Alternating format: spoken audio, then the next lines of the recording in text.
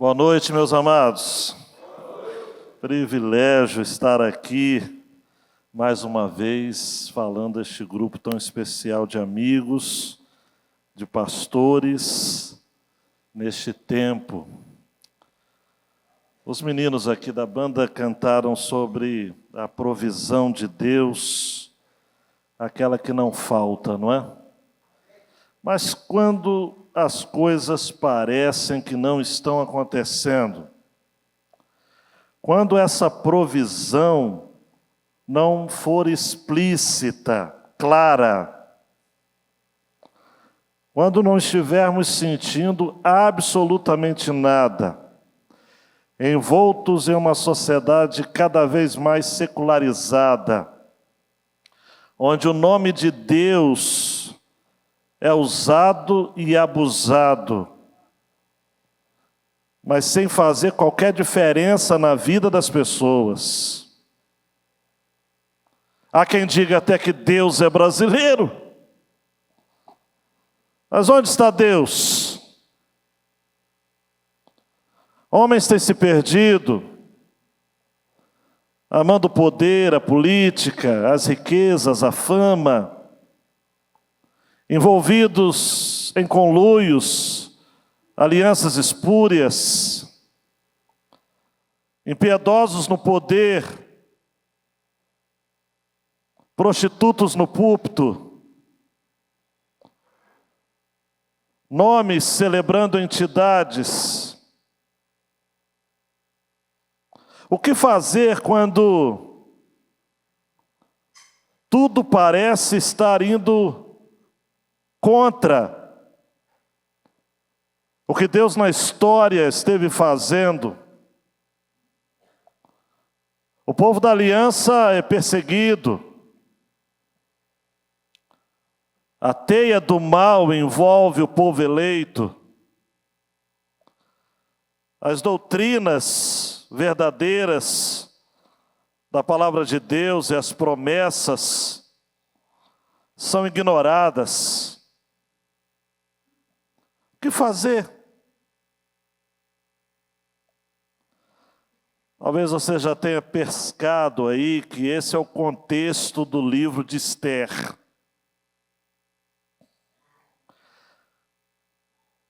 Um livro pouco pregado. Não foi citado nenhuma vez por Jesus e nem por qualquer autor do Novo Testamento. Calvino nunca pregou no livro de Esther. E Lutero disse que há antinaturalidades pagãs no livro. O livro foi proibido de circular na Alemanha nazista. Inclusive hoje está fazendo aniversário de que no ano 1933 Hitler mandou queimar vários livros. Quem fosse encontrado com uma página sequer do livro de Esther, no campo de concentração, e qualquer um deles, era sumariamente executado. No livro de Esther, tudo é muito estranho. O nome mais citado no livro, que não, inclusive não cita nenhuma vez o nome de Deus, é Assuero. Assuero é um indigno, um tirano, aparece sempre bêbado no livro. Beber, cair e levantar, era o lema de Assuero.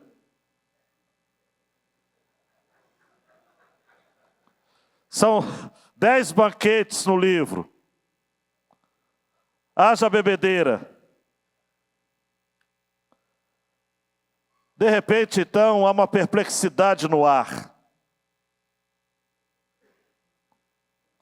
A estrutura do livro, rapidamente, só para dar uma luz.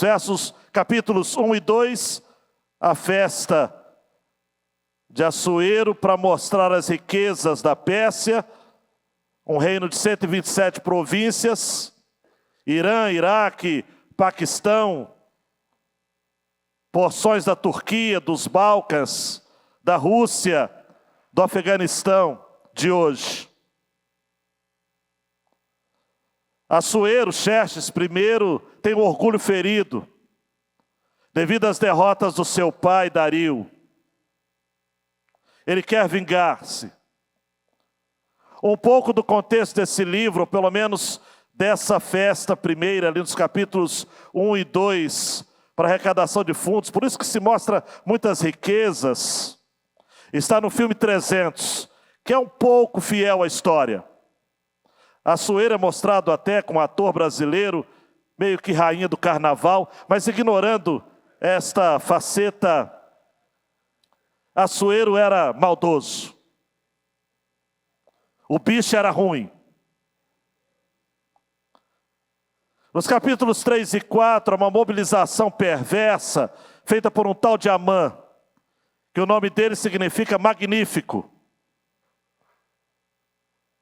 Mas ele era um inimigo do povo de Deus, um adversário do povo de Deus. Na raiz da palavra adversário, é isso mesmo, Satã.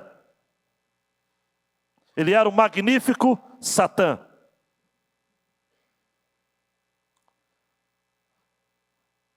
Os personagens seguintes que fazem coro ao contexto do livro, e são os que nos interessam nesta noite, é Mordecai, ou Mardoqueu, ou Esther. Esther não nasceu com este nome, ela era Radassa, que significa murta, um arbusto. Mas ela mudou seu nome, ou seus pais o fizeram, para que ela se aculturasse, colocando o nome de Esther, que veio do persa estrela, ou uma homenagem a Ishtar, uma divindade pagã. Eu estou falando de gente do povo de Deus, gente.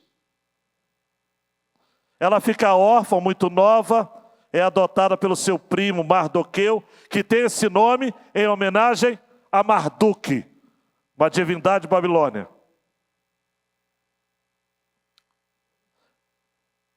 Por isso nós estamos falando de um povo de Deus assimilado, aculturado.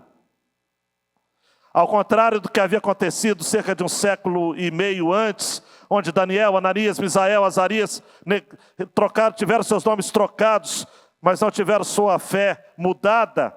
Mardoqueu e Esther, amados, era do time do tá dominado, tá tudo dominado.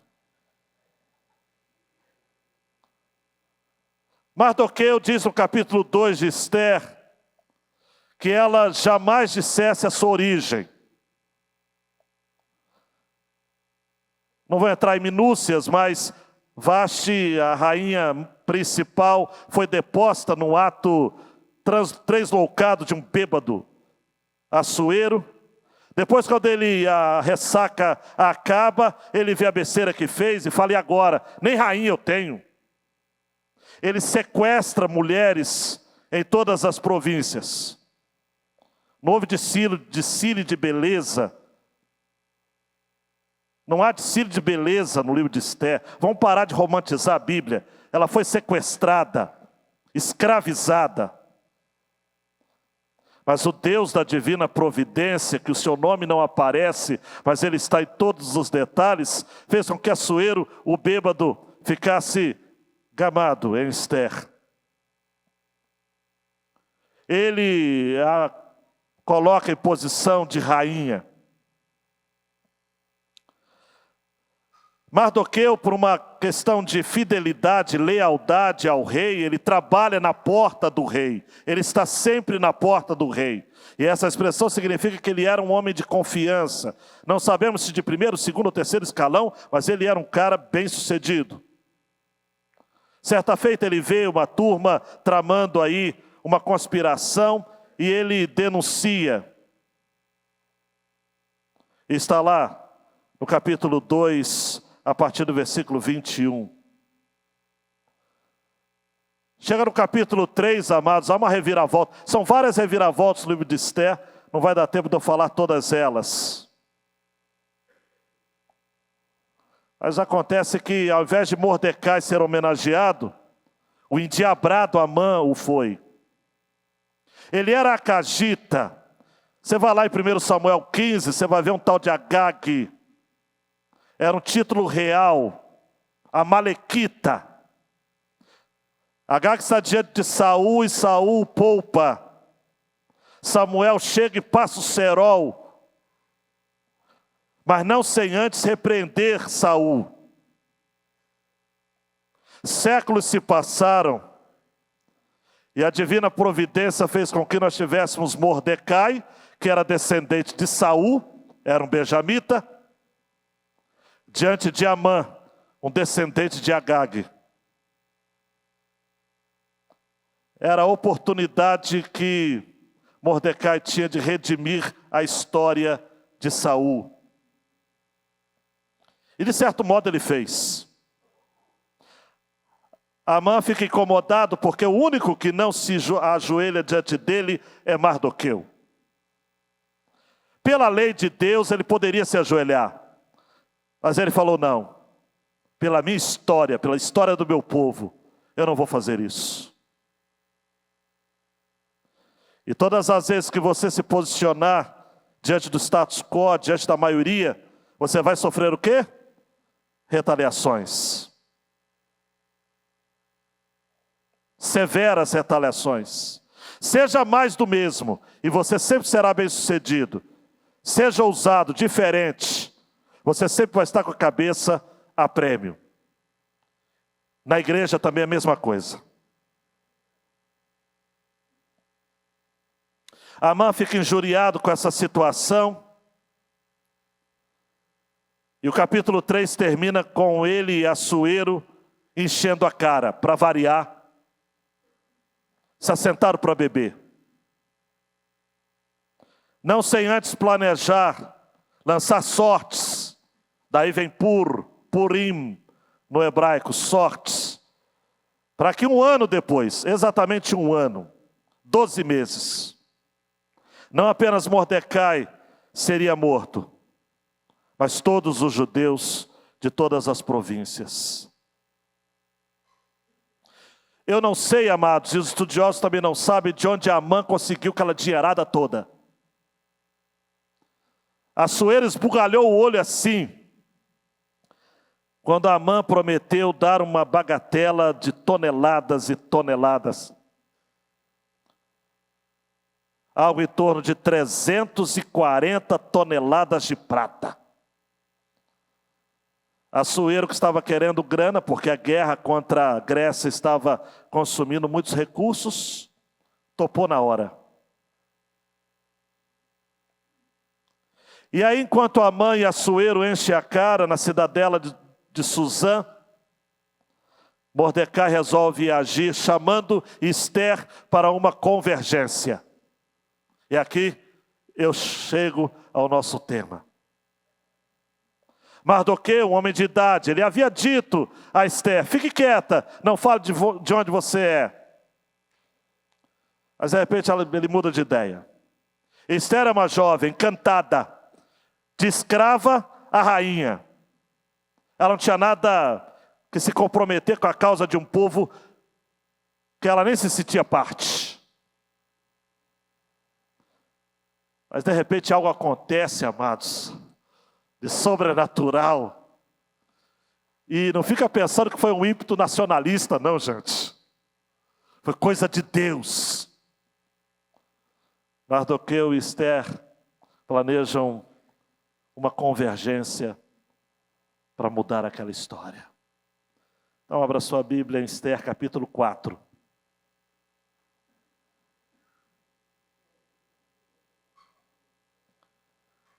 Tem hora, amados, que Deus age, hein? Não tem como. A grande ideia do livro de Esther é: nosso Deus atua nos detalhes para a preservação do seu povo eleito, usando providencialmente pessoas improváveis. Quando Mordecai soube tudo que havia passado, isso tudo que eu lhes falei rapidamente, rasgou as suas roupas, se cobriu de pano de saco e de cinza. E saiu pela cidade clamando em alta voz e soltando gritos de amargura. Chegou até a porta do rei, porque ninguém vestido de pano de saco podia entrar pela porta do rei.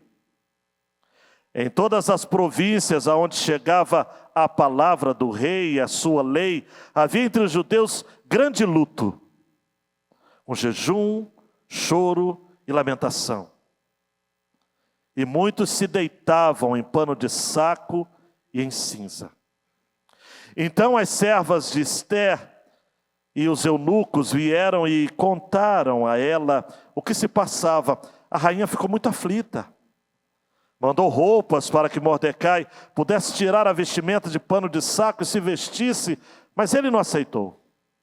Então Ester chamou Hadaque, um dos eunucos do rei, que este tinha escolhido para servir. E lhe ordenou que fosse a Mordecai para saber o que se passava e por que ele estava fazendo aquilo. Hadaque foi até a praça da cidade para encontrar-se com Mordecai junto à porta do rei. Mordecai contou tudo o que havia acontecido com ele. Disse também a quantia certa de prata que Amã tinha prometido pagar aos tesouros do rei pelo aniquilamento dos judeus. Também lhe deu uma cópia do decreto escrito que havia sido publicado em Susã, ordenando a destruição dos judeus. Mordecai pediu a Hadaque que mostrasse a cópia a Ester e a pusesse a par de tudo, a fim de que ela fosse falar com o rei e lhe pedisse misericórdia e na sua presença lhe suplicasse pelo povo dela. Mas não era para ela ficar quieta. Deus mudou a situação toda aqui. Hadaque voltou e transmitiu a Ester as palavras de Mordecai. Então Ester falou com Hadaque e mandou que ele entregasse a seguinte mensagem a Mordecai: todos os servos do rei e o povo das províncias do rei sabe que para qualquer homem ou mulher que, sem ser chamado, entrar no pátio interior para falar com o rei, não há outra sentença que não a de morte, a não ser que o rei estenda para essa pessoa, o cetro de ouro para que viva. E eu, nesses 30 dias, não fui chamado ou chamada para comparecer diante do rei. Estas palavras de Ester foram transmitidas a Mordecai.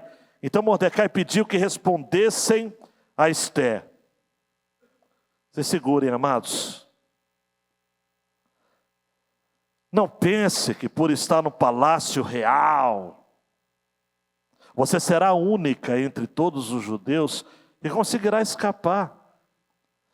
Porque se você ficar calada agora de outro lugar, virá socorro e livramento para os judeus, mas você e a casa de seu pai perecerão. Mas quem sabe, aleluia, quem sabe, se não foi por uma conjuntura como esta, que você foi elevada à condição de rainha. Então Ester pediu que levasse a Mordecai a seguinte resposta: vá e reúna todos os judeus que estiverem em Susã e jejuem por mim. Não comam, nem bebam nada, durante 3 dias, nem de noite nem de dia. Eu e as minhas servas também jejuaremos. Depois eu irei falar com o rei, ainda que seja contra a lei. Se eu tiver de morrer, morrerei. Então Mordecai foi e fez tudo o que Ester lhe havia ordenado. Deus, essa é a palavra. E o Senhor, nesses próximos minutos, falará um pouquinho mais. Dá-nos ousadia, intrepidez, olhos santos, corações abertos para ouvir da Tua palavra. No nome de Jesus. Amém. A Igreja de Jesus milita a causa do Evangelho em contextos adversos. e haja em resposta à soberania intencional divina. A estrutura desse texto é simples, versos 1 a 9, um tempo de ataques. É preciso tomar par da situação. Nós temos de nos informar dos fatos. E em um tempo de ataques, versos 10 a 17, nós temos de nos conscientizar dos riscos. O tempo de Esther, no tempo de hoje, não importa o açoeiro que estiver no poder, nós temos que estar preparados para o pior. Historicamente, esse livro foi escrito no ano 444 a 434 a.C. O autor é alguém da dispersão. Gosto dessa temática e identificação com o nosso tempo. Também estamos em tempo de dispersão. Este livro é o mais puramente histórico da Bíblia, talvez maior do que qualquer outro livro. Essa notável peculiaridade de que o nome de Deus não ocorre nele do começo ao fim de nenhuma forma. Alguém já disse apropriadamente que, embora o nome de Deus não esteja no livro, o seu dedo está. É um tempo crítico. A palavra providência é a palavra-chave. Alguém já disse que estamos diante do romance da providência. Esther é uma judia cativa, torna-se noiva do rei Assuero. Amã é o arquiteto maligno, satânico. E Esther é obrigada a intervir. Mais tarde, sem entrar em detalhes, este livro, talvez Lutero disse antinaturalidades pagãs também por conta disso. A festa de Purim não é uma festa religiosa. Até hoje, entre os judeus, é tipo um carnaval. É uma celebração de 2 dias, em alguns contextos, uma semana, em que crianças, juniores, jovens, adultos se fantasiam, comemoram, leem todo o livro de Esther, e toda vez que o nome Amã é citado, eles batem palmas, fazem festas, arruaças, e dizem em alto som, que este nome seja apagado. Que este nome seja apagado. Se você gosta de fazer alguns links, é muito interessante. Se Ruth são gentios que entram no povo eleito, na igreja, Esther é a igreja que vai até aos gentios. Eu gosto de falar de soberania divina de modo intencional. Porque Deus tem propósito, Deus tem busca objetiva. Nós sabemos que Deus não é simplesmente soberano, mas Ele é sábio naquilo que Ele faz. Isaías 46:10 diz, o meu conselho permanecerá de pé, farei toda a minha vontade. Mordecai, de início, resolve ocupar uma posição meio que subalterna. Ele fica calado, até que chega um determinado momento, e lá no capítulo 3 a começar, dizendo que Mordecai disse, chega. Olhe para mim, amados, às vezes nós lidamos com tantas coisas estranhas acontecendo no nosso Brasil, que chega um determinado momento que a gente diz, chega. Eu vou agir diferente. Eu que creio na soberania de Deus, eu vou orar mais. Eu vou me posicionar. A igreja, vou dizer evangélica brasileira, e nós sendo uma porção representativa deste grupo, por muito tempo nós nos calamos demais. Como Mordecai, nós ganhamos de todos os governos. De todos os assueros, tem sempre gente nossa participando, eu não vou dizer de bebedeiras, mas de jantares, de cafés. Os acordos são feitos. Mas chega um determinado momento que, como Mordecai, no capítulo 3 de Esther, a gente diz: chega, eu não vou me ajoelhar mais. Mordecai disse: eu não vou me ajoelhar mais. No capítulo 4 de Esther, nós temos aliada à soberania de Deus, o tema do livro todo, de que as nossas responsabilidades não podem ser negadas. Para de acreditar que o Brasil, de uma hora para outra, vai ser do Senhor Jesus. Se você não se posicionar, vai ficar do jeito que está? Não, vai piorar. A igreja precisa dizer presente. Mordecai disse: chega, Amã, não vou me ajoelhar. Eu sei que você, meu colega pastor, deve estar pensando como Mardoqueu talvez estivesse pensando nos capítulos 1 e 2 de Esther. Para o capítulo 3, Mardoqueu diz mais ou menos, são palavras minhas, e eu quero lhes propor essa reflexão. Eu sou apenas um, mas mesmo assim sou um. Eu não posso fazer tudo, mas mesmo assim eu posso fazer algo. E eu, porque não posso fazer tudo, não me recusarei a fazer o algo que eu posso fazer. E aí nos versículos 1 a 9, amados, tome nota aí, ele se informa do que está acontecendo em sua volta. Versículo 1 diz: quando Mordecai soube tudo o que havia passado, ele acessou os seus amigos de trabalho, ele deu um giro na cidade. Talvez nós precisemos, amados e amadas, fazermos caminhadas de oração nos nossos bairros. Intencional, conversar com as pessoas. Você sabe o que está acontecendo em sua volta? Você está pregando a mesma coisa, sua igreja está cantando a mesma coisa que os outros cantam, você não reflete, você não se posiciona, você não sabe o que está acontecendo. Mordecai, ele primeiro soube tudo o que estava acontecendo.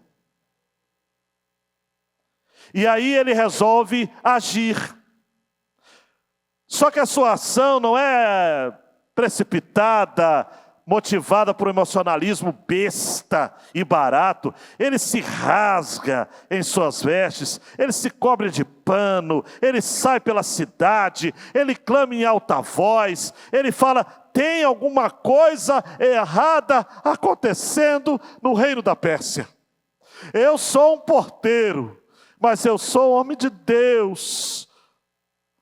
Mardoqueu disse o seguinte: eu vivi a minha vida toda homenageando com o meu nome esse tal de Marduk. Agora eu não vou mudar de nome, mas eu vou mudar de atitude. Ele expressa sua dor pungente. Ele não se esconde da cidade. Eu vou fazer um comentário aqui, respeitadas as devidas considerações históricas. Havia se passado meio século, um pouco mais talvez, de que o povo havia voltado para a terra prometida. Em Jerusalém havia um povo. Esdras já estava por lá, Neemias. Havia uma reconstrução sendo feita de templo. Templo deu uma travadinha, depois voltou. Muros. Mas Mardoqueu ficou junto com uma multidão, milhares e milhares. A gente fica às vezes espasmo de pensar, mas eram milhares e milhares, mais de milhões, em todas as 127 províncias, de judeus que resolveram ficar. Mas agora ele não se esconde mais, ele se expõe. Um povo que não fez mal algum será destruído. E é o meu povo. Mardoqueu se identifica com o seu povo. Mardoqueu se desespera e expressa esse desespero, rasgando roupas, se cobrindo de pano de saco, de cinza, clamores, gritos. Entre os persas, rasgar roupas era um símbolo de tristeza. Quando os persas perderam a batalha em Salamina, eles rasgaram as roupas. Mordecai se comporta como um local, mas a causa dele é outra. A causa dele é o povo de Deus. Ele chega até a porta do rei, mas ele não entra pela porta. Ele fica ali esperando. Esperando o quê?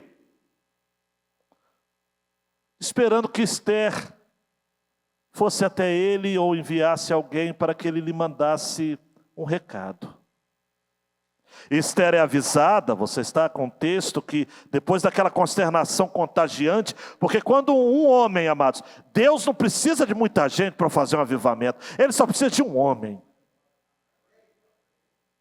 Às vezes a gente quer fazer números, quer fazer grandes coisas com muita gente, Deus só precisa de um homem.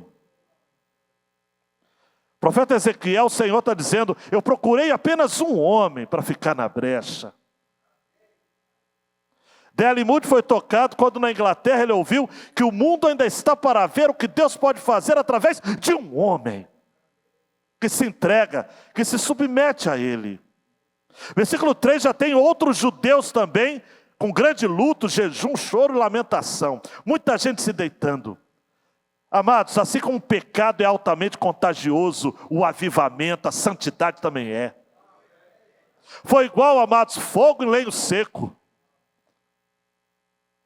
Esther está sem entender, porque ela está no palácio, ela não ouve a voz das ruas. Quem está no palácio, amados, assuero nenhum está interessado com o povo. Como diria o personagem Justo Veríssimo do Chico Anísio, o povo odeia o povo. Tem um nojo de povo.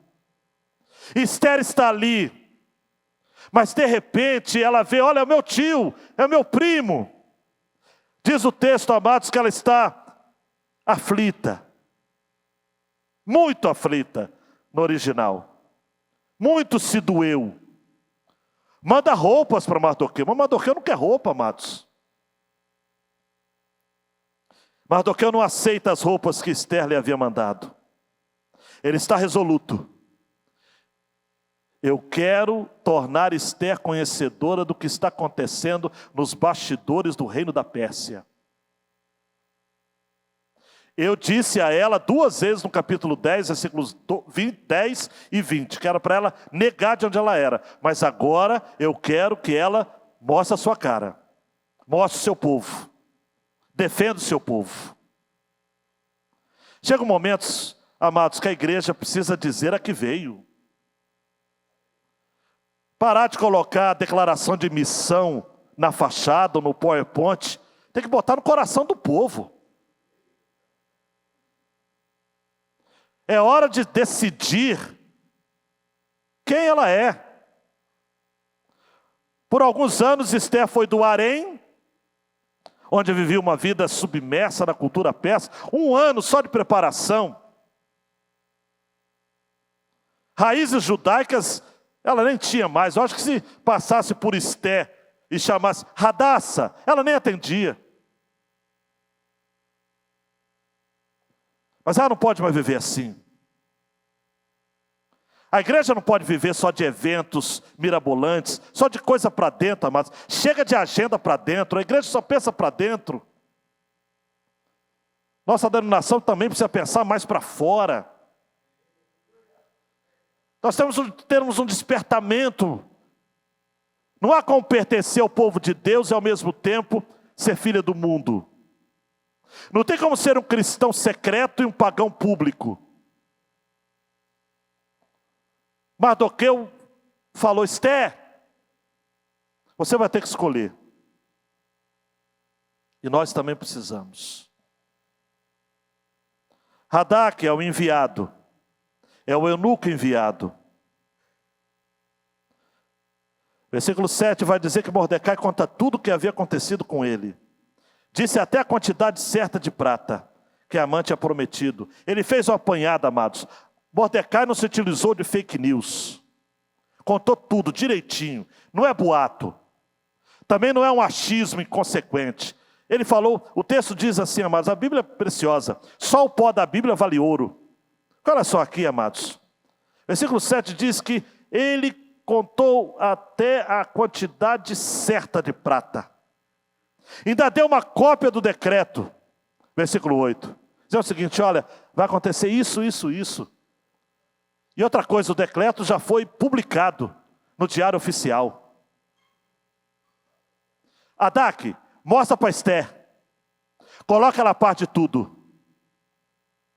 E ela precisa suplicar diante do rei. Versículo 8. Precisa pedir misericórdia. E suplicar pelo povo dela. Eu tenho para mim, amados, que Hadaque obviamente não sabia de nada, nem sabia que Esther era judia. Quando falou pelo povo dela, ele deve ter feito, hã? Foi como se o Mardoqueu dissesse o seguinte, acabou a brincadeira. Agora é a hora da verdade. A partir do versículo 10 agora tem a consciência dos riscos. Até mesmo porque Mordecai não precisava só fazer levantamento de fatos. Nós, pastores, somos muito bons em levantarmos fatos. Mas se a gente não agir com consciência dos riscos, vai ficar só aquela teoria.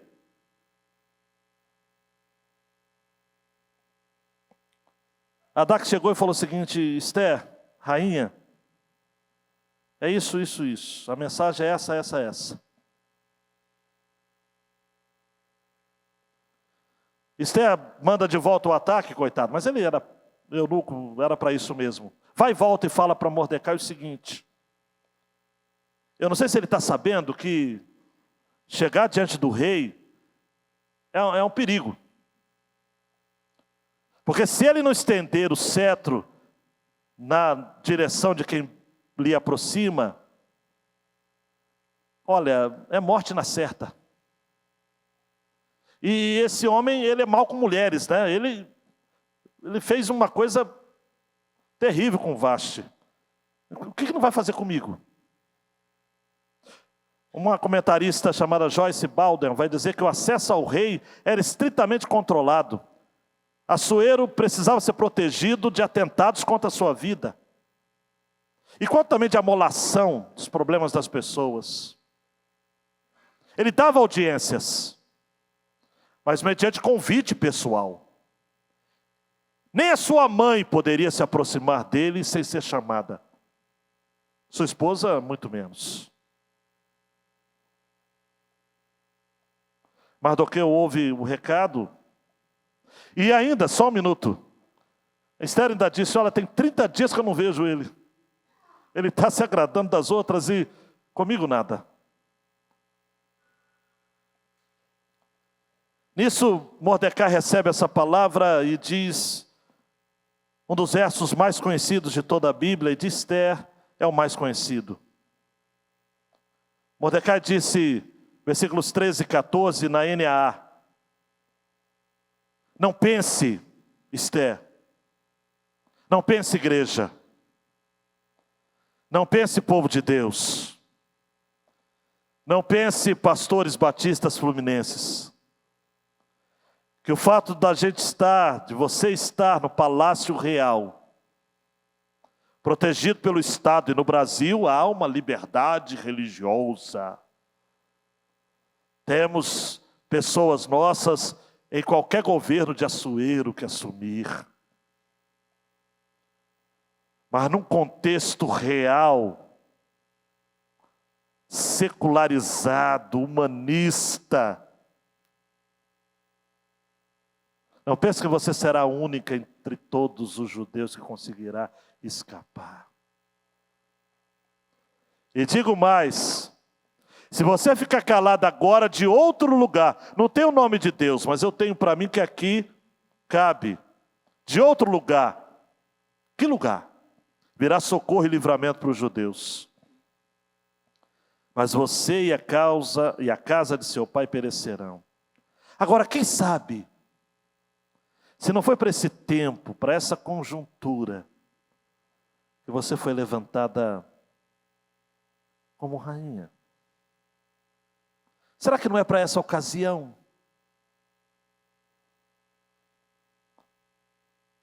Será que não é para isso? Tim Keller vai dizer o seguinte: Mordecai está dizendo que se Esther se arriscar a perder o palácio, talvez perca tudo. Mas se não se arriscar a perder o palácio, perderá tudo. É um argumento angustiante. É natural firmar sua identidade na posição que ocupa no palácio. Ela era rainha. Sentir-se seguro em ter algum controle sobre as variáveis de sua vida. Encontrar significado na influência que ela já tinha em determinados círculos. Mas, preste atenção, Tim Keller termina: se ela não estivesse disposta a arriscar a sua posição em benefício dos seus semelhantes, era sinal de que ao invés dela controlar o palácio que controlava ela. Em linhas gerais, nós precisamos entender o seguinte: você controla a sua influência como pastor, ou a sua influência que controla você?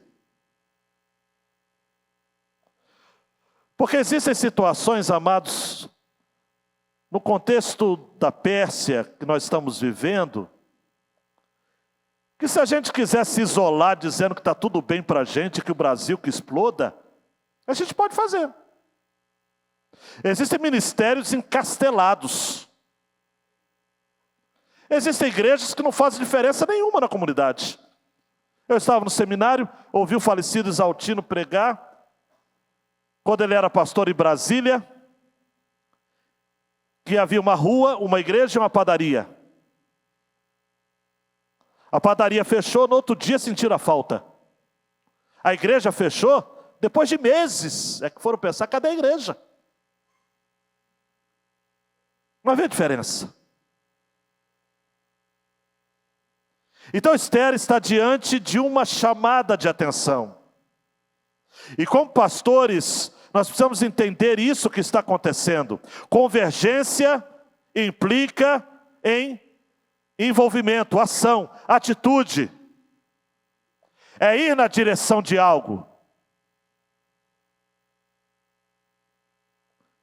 Esther ouve isso. Ela diz: poxa, eu estou rainha. Eu não sou rainha. Mardoqueu, que conhece a história, estava na porta do rei. Ele termina o livro, primeiro-ministro, assinando o decreto e tudo. 75.000 homens foram mortos na festa, no episódio que deu origem à festa de Purim. Houve uma reviravolta medonha, incrível nesse livro. Mas tudo começou quando Mardoqueu, em convergência com Esther, resolveram tomar uma atitude. Versículo 15 diz que Esther pede que levasse a Mordecai a seguinte resposta. Acompanha aí. Vá. Eu não sei, amados, deixa eu só abrir um parênteses aqui. É coisa de Deus mesmo, né? Porque o que aconteceu com Mordecai que ele de repente resolveu ser esse touro? Ele que era um gatinho, covarde, um assimilado, um crente nominal. Ele orava só em casa, não orava na rua, de tão vergonha que ele tinha de se manifestar como judeu. De repente ele vira um leão. O que aconteceu com Esther, que estava lá, amados, com uma pessoa abanando ela o tempo todo, ela com frutas, com plumas, com paetês, com todo o desfrute dos benefícios reais, de repente virar essa essa heroína, essa gigante espiritual. O que aconteceu com esses caras? É o mesmo que aconteceu com Paulo, amados, lá no caminho de Damasco. Ele está indo para perseguir cristãos e de repente ele se prostra diante daquele que diz: eu sou Jesus a quem você está perseguindo. Chega um determinado momento, queridão e queridona, no seu ministério, no meu ministério, que a gente chega e fala: cara, eu vou parar, eu vou mudar. Eu não vou ser pastor mais de pregar sermão requentado. Eu não vou para o sermão.com no sábado à noite. Eu vou estudar, eu vou pregar, eu vou jejuar, eu vou orar. Eu vou parar de buscar um modelo enlatado. Eu vou ler na Bíblia quais são os princípios do Novo Testamento para a igreja. Eu vou me unir com colegas, eu vou abrir o coração. Eu vou parar de me isolar. Eu vou parar de fazer politicalha. Eu vou parar de pedir ônibus o tempo todo para o prefeito. Eu vou mudar. Eu vou ser profeta de Deus. Eu vou ser homem de Deus agora. Eu só vou falar a verdade. Eu vou parar de me prostituir. Eu vou parar de assistir pornografia. Eu vou parar de trair a minha mulher. Eu vou ser verdadeiro. Eu vou ser santo. Foi isso que aconteceu com Mardoqueu. Foi isso que aconteceu com Esther. Ela disse: eu vou mudar. O seu ministério pode mudar, a sua igreja pode mudar. Esther disse assim: olha, versículo 16: vai e reúna todos os judeus que estiverem em Suzã, e jejue por mim. Ela que fazer jejum, jejue por mim. Ela agora diz o seguinte: olha, eu creio no poder da oração. E tem mais: não como nem bebam nada durante 3 dias, nem de noite nem de dia. E outra coisa, eu e as minhas servas também jejuaremos. Isto é, eu não vou fazer para os outros apenas, eu vou entrar nesse negócio. Eu acredito. Se depender de mim, nós não vamos recuar. E depois eu vou falar com o rei. Quem é o rei? Eu vou encarar o Assuero. Ainda que seja contra a lei. Desobediência civil. Ousadia. Ela diz o seguinte: olha, eu vou seguir a lei de Deus. O meu Deus está mandando eu ir. Eu vou. E eu não estou fazendo troça com Deus, nem tentando Ele não. Aí uso condicional: se eu tiver de morrer, morrerei. E aí, ao invés de Esther seguir Mardoqueu, como vai ter lá o capítulo 2, agora no capítulo 4 é Mordecai que segue a Esther. Convergência é isso. O mais velho é referência para o mais novo. Depois de algum tempo, o mais novo passa a ser referência para o mais velho. Convergência. O roteiro está aqui: jejum comunitário. E ela teria ousadia. Mordecai acreditava, amados, que Esther poderia de fato ser o instrumento de libertação dos judeus. Alguém já disse o seguinte: os instrumentos podem falhar, mas a aliança de Deus não. Há um desígnio sábio em todas as providências de Deus. Ele está agindo. Um pastor chamado Rodrigo Leitão diz assim: olha, Deus é poderoso para fazer qualquer coisa, independente de nós. Porém, e ele é presbiteriano, hein, gente? Porém, por alguma razão, Ele nos convida a participar daquilo que Ele está construindo e realizando na história.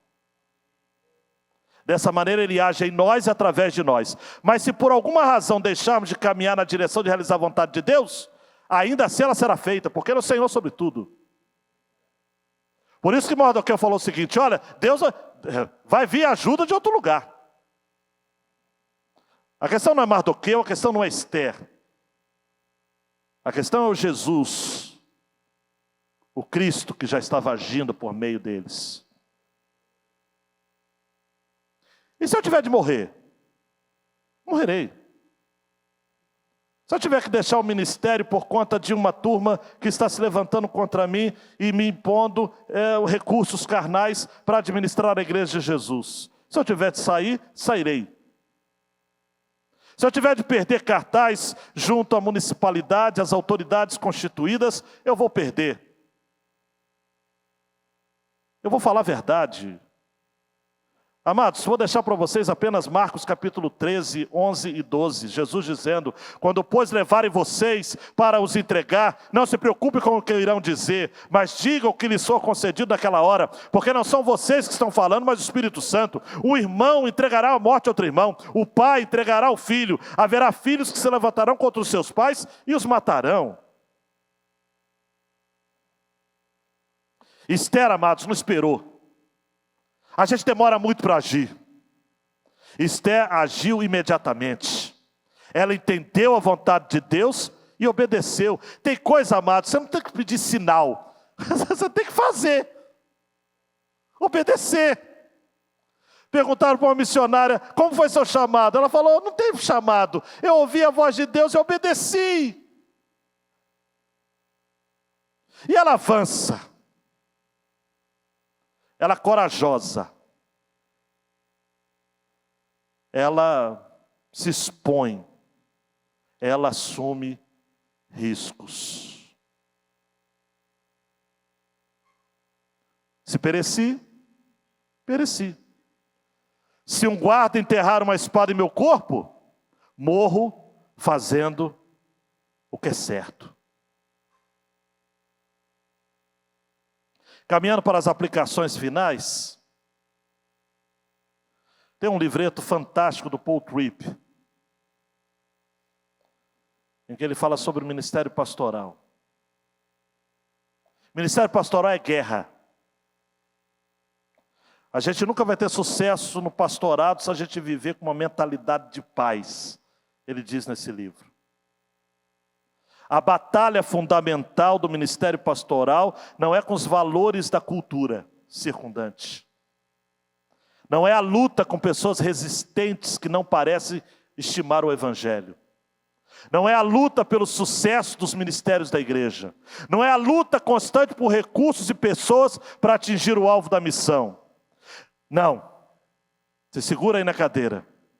A guerra do pastorado é uma guerra profundamente pessoal. Ela é lutada no terreno do coração do pastor. É uma guerra de valores, de alianças e de motivações. Diz respeito a desejos sutis, sonhos fundamentais. Essa é a guerra e é a maior ameaça para todo pastor. Acorda de uma coisa, meu querido. A igreja de Jesus sempre esteve a uma geração do seu fim. Nós somos perseguidos de todos os lados. Eu não quero lhe chatear, mas eu tenho que falar a verdade. Deus me cobra isso. Ninguém nos defendeu ao longo da história, a não ser Deus. Ninguém. Açoeiro nenhum nos estendeu a mão. Só Deus. Agora, o que você precisa entender é o seguinte: onde houver povo de Deus, vai ter inimigos de Deus.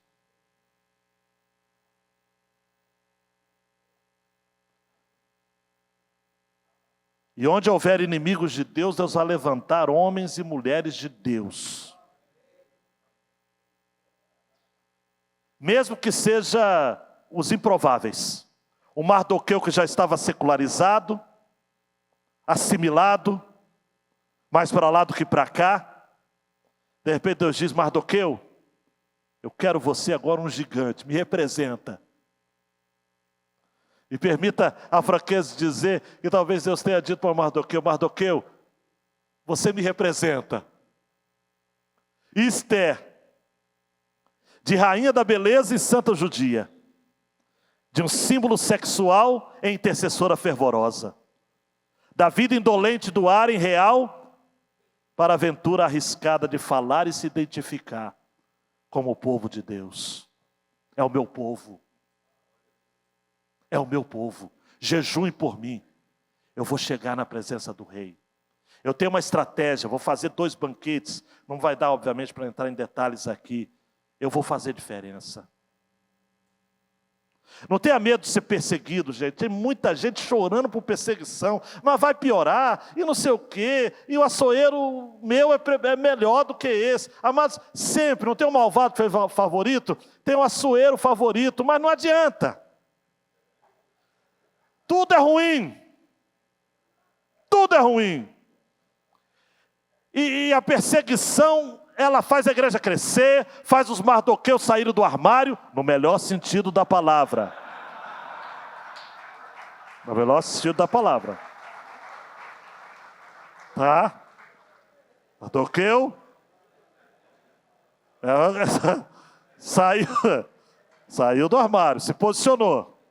No melhor sentido da palavra e da expressão. E faz com que Esther recuse, amados, ou melhor, recuse não, porque ela continuou rainha, continuou mandando a beça, mas ela coloca a sua coroa, ela coloca a sua cabeça a prêmio, cabeça e coroa. Era tudo uma coisa só. Mas se eu morrer, Esther disse, morrerei. Eu não vou me calar. Eu não vou calar. A estrada é muito longa, mas eu vou continuar. Vou me posicionar. E última aplicação. Eu sei que tem gente aqui com coração apertado.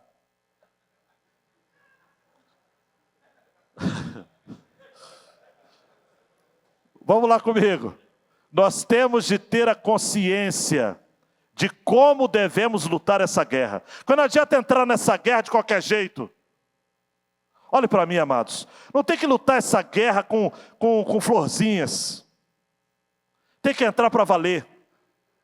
Não adianta lutar com homens ou contra homens e suas ideologias. O mundo já jaz no maligno. A ideologia está por aí. A cultura, mas não adianta ficar lutando contra a cultura. A nossa guerra não é guerra cultural. É guerra espiritual. É chamar demônio de demônio. É Efésios 6 purinho. É armadura de Deus, cara. É pé na cara do capeta. Com oração, com jejum. Não adianta. Os nossos verdadeiros inimigos são demônios e seus ardis. John Piper diz assim: Cristo nos chama a tomar riscos para os seus propósitos do reino. Enquanto a mensagem do consumismo americano diz, maximize o conforto e a segurança, agora, Cristo não se une a esse coro. Para cada tímido santo, preste atenção, para cada tímido santo vacilando na beira de alguma perigosa ousadia, no Evangelho, ele diz, não temas, porque você apenas pode ser morto. Você tem que temer quem que depois ainda pode enviar sua alma para o inferno. Lucas 12, 4. Joabe encarou os sírios de um lado e amonitas de outro. E ainda disse ao seu irmão Abisai, sejamos corajosos pelo nosso povo, e faça o que o Senhor bem parecer aos seus olhos. 2 Samuel 10, 12. Esther quebrou a lei real para salvar seu povo e disse, se eu perecer, pereci. Sadraque e seus camaradas recusaram de curvar-se ao ídolo do rei. Ainda disseram, nosso Deus a quem servimos é quem pode nos livrar. E se não, fica sabendo, ó rei, que não serviremos a teus deuses. Daniel 3, 16 e 18. E lá no Novo Testamento, amados, quando Paulo previa pelo Espírito que haveria passar por prisões e aflições, ele disse, altaneiramente, para lembrar o doutor Ebenezer, né? Altaneiramente, ele disse, em nada tenho a minha vida por preciosa, contanto que eu cumpra com alegria a minha carreira. Ah, amados, aqueles que fazem do risco do Evangelho um estilo de vida, estão mais prontos quando não tivermos outra escolha. Chegará um tempo, amados, a coisa não está ruim ainda não. A coisa não está ruim ainda não, tá? Mas quando a coisa ficar feroz, nós vamos ter que tomar uma escolha. Que a nossa escolha seja a de Hebreus. Não temos aqui cidade permanente, mas buscamos a futura. Quero terminar com uma história contada pelo reverendo Hernandes, de que uma vez ele visitou a Coreia do Sul, em Seul, e ele visitou um museu, Museu dos Mártires. A igreja evangélica coreana cresceu num solo regado pelo sangue dos mártires. Só abrindo parênteses rapidamente, a Coreia do Norte já foi a Pyongyang, a capital, a Jerusalém Oriental. A maior parte dos cristãos no tempo da Coreia única estava do lado norte. Muitos foram castigados com requintes de crueldade na ocupação japonesa. Reverendo Hernandes conta que nesse museu há uma enorme sala de quadros, emoldurados com fotografias de centenas de mártires. Em cada quadro há um breve relato da vida, das obras do ministério e, sobretudo, do modo cruel em que cada pessoa foi torturada e morta, pela fé. Hernandes conta, tem no livro dele, se não me engano, Avivamento Urgente, de que depois dele observar atentamente todos aqueles quadros, ele se aproximou do último quadro. E a moldura era a mesma, mas só que não havia fotografia. Quando ele fica de frente da fotografia, havia um espelho. E ele vê o seu próprio rosto. E aí embaixo uma frase: você pode ser o próximo mártir. Ele conta que as lágrimas rolaram no seu rosto. E ele reconheceu o quanto ele precisava ser revestido do poder do Espírito para ser um mártir. O mártir de Jesus. O que está acontecendo com você, pastorzão? O que está acontecendo com você que você está anônimo demais, parado demais, sabe, secularizado demais, amando demais as coisas deste mundo? Deus quer dar uma guinada no seu ministério a partir desse congresso, eu creio. Ainda temos amanhã mais uma palavra, mas eu creio que Deus tem algo para fazer nesse lugar. Talvez você esteja como Esther, acostumado a ficar no seu gabinete com ar-condicionado, lendo aqueles livros que ninguém mais lê, e enchendo a sua cabeça de polêmicas que ninguém está interessado em saber. Desce para o chão do povo, come a comida do povo, ouve a história do povo, se informa, se posiciona, mete o pé na lama, vai fazer alguma coisa de relevante para o reino. E se eu morrer? Morreu. Morreu. Vamos para frente. Você pode ser o próximo mártir. Eu falei do pastor Ebenezer, né? Ele disse que foi em Évora. Nunca me esqueço. Eu tenho 30 anos, eu fui no seminário. Em Samuel, da minha turma deles, ele falava que ele foi em Évora, lá em Portugal. E disse que tem uma placa lá que diz assim: nós, os ossos que aqui estamos, pelos vossos esperamos, né?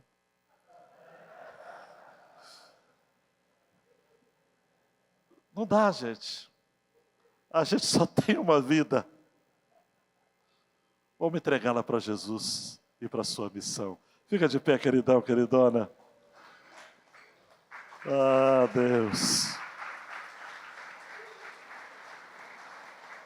Oh, Deus, desperta a tua igreja. Desperta teus obreiros, Senhor. Desperta teus obreiros. Chega de conversa fiada, amados. Chega de estatísticas, chega de pesquisa, nada contra, mas, cara, se você fizer pesquisa para se posicionar, para fazer missão, tudo bem. Agora, só para encher os dados da sua pesquisa, para doutorado e mestrado. Não precisa, a gente não precisa de pesquisadores assim. A gente precisa de gente que pensa, mas gente que reflete e que faz. Olha, o meu apelo para você nessa noite é forte. Como diriam os irmãos pentecostais, é forte. Talvez você seja como um Mardoqueu. Está ganhando seu salário lá na porta do rei. Mas, cara, você pode ter acesso à sala do rei. A sala do rei está para você, do rei dos reis. E você se contenta ficar na porta do rei aqui na terra, comendo as migalhas que caem na mesa dos poderosos. Então você pode se posicionar dizendo: eu não vou me curvar mais. Não vou. Não vou me curvar mais. Não vou mais defender homem nenhum no púlpito da igreja e nas minhas redes sociais. Porque não adianta também não abrir voto no púlpito e abrir voto nas redes sociais. É a mesma coisa. Você precisa dizer o seguinte: eu não vou me curvar para homem nenhum. Eu sou o Mardoqueu convertido, batista. Não vou mais me curvar. E talvez você esteja como Esther, encantado com poder. Amando sem ser amado. Porque você acha que Assuero, a Bíblia fala que ele amava. Então eu vou seguir, porque a Bíblia fala, eu vou acreditar. Que ele amava Esther mais do que as outras. Mas mesmo assim ele já estava 30 dias sem procurá-la. Esther diz o seguinte: olha, eu vou buscar o favor do rei. Mas você segura aí, hein? Ela diz: eu vou buscar o favor do rei, porque eu já tenho acesso ao meu rei. Quem é súdito do rei dos reis pode chegar diante de qualquer rei. Não meta o pé na porta, nem faça não, porque é indelicadeza. Mas de todo modo você pode chegar. E se morrer, morreu. Sai do seu lugar, vem aqui à frente. Eu quero orar por aqueles que querem mudar. E querem sair desse retiro dizendo o seguinte: olha, agora eu vou ser um Mardoqueu diferente. É uma ou um externo, o gênero não importa aqui. O que importa é a sua postura. É dizer: eu vou pisar o chão do meu bairro. Eu vou parar de ficar falando mal do meu bairro. Como é que Deus vai te colocar para prosperar num lugar que você vive falando mal? Cara, você tem que falar que São Gonçalo é uma bênção. Você tem que falar que a Baixada é o melhor lugar do mundo para você morar, porque você está lá. O lugar que Deus vai te levantar é no lugar que Ele te colocou para estar. Então venha. Venha. Oh Deus, teu povo está aqui.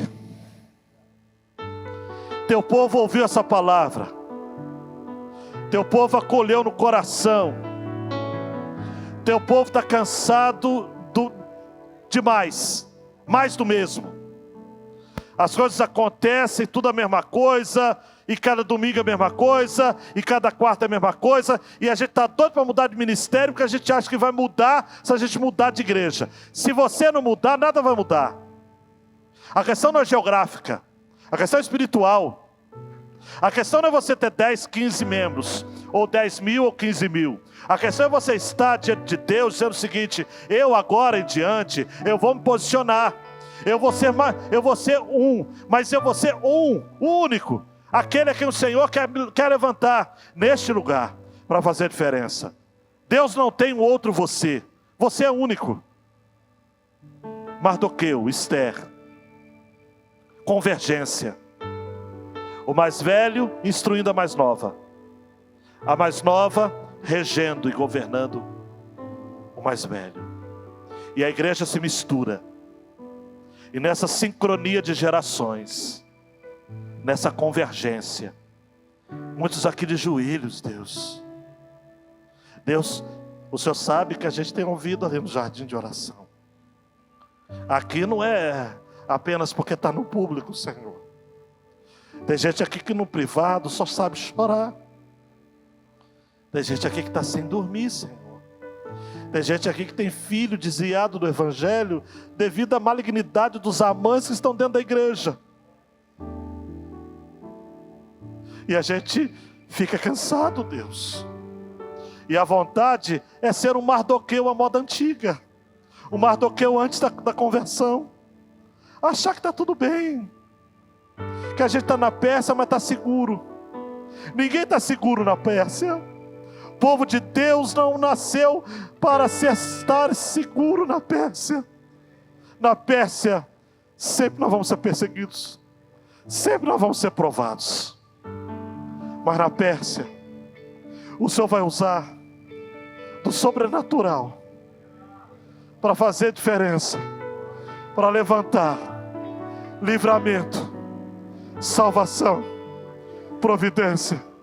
Abençoe cada pastor aqui, abençoe cada líder aqui, abençoe cada irmã aqui, abençoe cada povo do Senhor, neste Brasil Batista, nesse Rio de Janeiro Batista. Por favor, Deus, use as nossas vidas, unja-nos, prepara-nos para a missão, em o nome do Senhor Jesus. Levante seu irmão, levante sua irmã agora. Convergência é um apoiar o outro, é um servir de amizade para o outro, de suporte para o outro. Vamos caminhar junto. Vamos para frente, amados. São os açoeiros agora que vão nos aguentar. Eles que vão ouvir o que a igreja tem para dizer. Nós não vamos nos calar. Chega de mornidão.